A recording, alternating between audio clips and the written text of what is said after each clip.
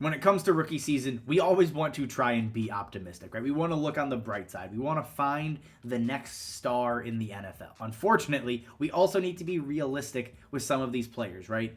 And these are two guys I'm not excited about. I'm going to be fading in my rookie drafts coming up here.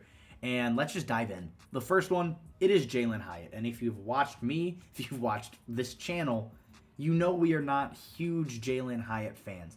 And there's a number of red flags that I think may keep him really as a specialty, deep threat type of wide receiver in the NFL. And he may not truly develop or turn into a fantasy stud, which is what we are hoping for if we're drafting him, right, late first, early second of rookie drafts. It starts with his route running, and that is an immediate red flag for me. If we look at Matt Harmon's reception perception versus man coverage, he was a 42nd percentile wide receiver in terms of win rate. And that's fine, right? Maybe he's a better guy versus zone. Maybe he's able to read a defense, know where to sit, and can manipulate zones that way. Well, when we look at zone coverage, he was the 4th percentile win rate. He just doesn't know how to read a defense. He does not know how to find soft spots. He is not really capable, right now at least, of beating zone coverage. And then lastly, versus press coverage. Maybe, right, with that speed, he is just shaking off press coverage and he's a nightmare to cover.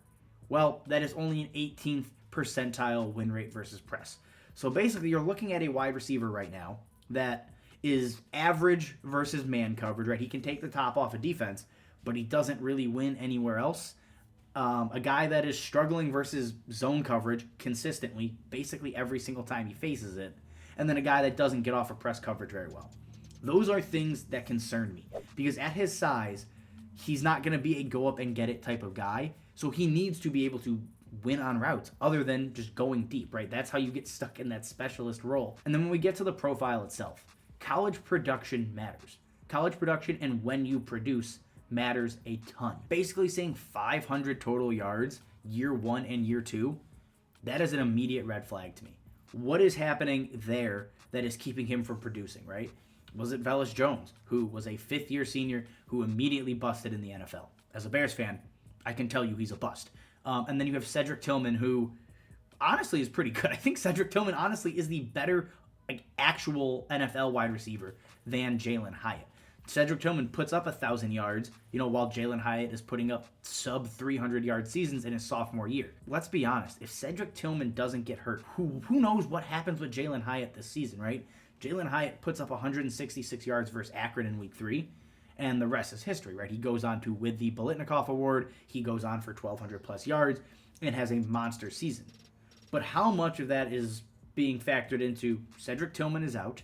They run, and by they I mean Tennessee runs a very, very quarterback-friendly, a wide receiver-friendly offense that just kind of lends itself to scoring points, opening up the field, and letting receivers run free without much press coverage. So these are the things that I look at and just say, I'm not fully in on Jalin Hyatt.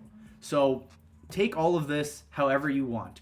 Jalin Hyatt to me is a perfect set of a boom-bust prospect, and I am much more confident that he'll end up closer to the bust range than he will the boom range. The second guy I'm concerned about is honestly a player we haven't talked about a ton on this channel, but as we've inched closer and closer to the NFL draft, the hype is built. Jonathan Mingo has become everybody's favorite sleeper, and I just can't get there with Jonathan Mingo. And this really all started after the combine, right? If you look at the relative athletic score, right? The RAS, he is a freak of nature. Like in every sense of the word. Coming in at a 9.86 out of 10. He's basically one of the most athletic wide receivers we have seen in the last 10, 15, 20 years. The guy is a size, speed freak, and everybody loves to comp him to A.J. Brown, because that's exactly what A.J. Brown was. The issue with comping him to A.J. Brown is A.J. Brown was a good wide receiver. Like, coming out of college, A.J. Brown was very, very good. A.J. Brown was an early declare. Jonathan Mingo is not. He's coming out in year 4. A.J. Brown had over 2,500 yards between his sophomore and junior year. Jonathan Mingo had just over 1,200 yards total between his junior and senior year. The quality of player is just not in the same realm. They're not in the same ballpark. This is the same thing we just talked about with Jalin Hyatt. Jonathan Mingo really doesn't have much college production. His best season, he wasn't even the best wide receiver on his team.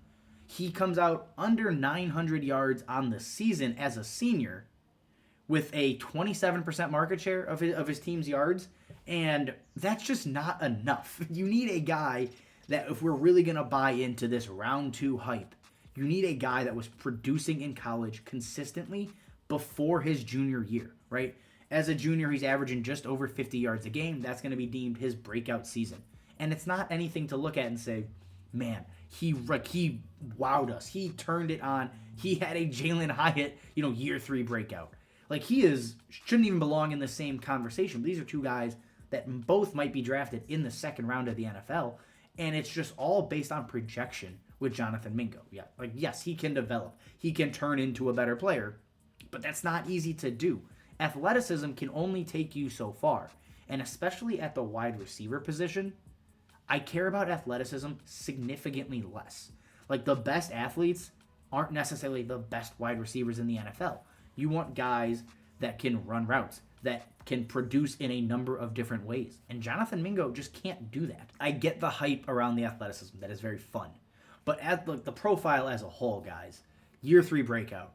He is coming out in year 4. He never hit a 30% market share, right? Caps out at 27% as a senior.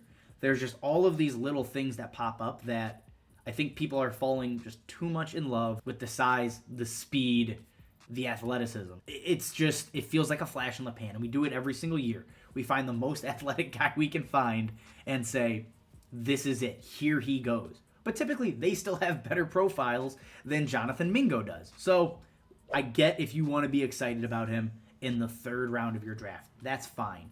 Anything sooner, I just think is too risky, and you're setting yourself up for failure. All right, guys, that is all I have for you. Again, if you like what we're doing here, if you enjoy the channel, if you enjoy this type of content, subscribe. If you want more of this, check out the DLF YouTube membership.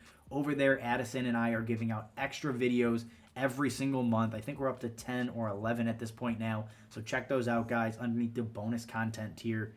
All right, as always, thank you for watching, and we will see you next time.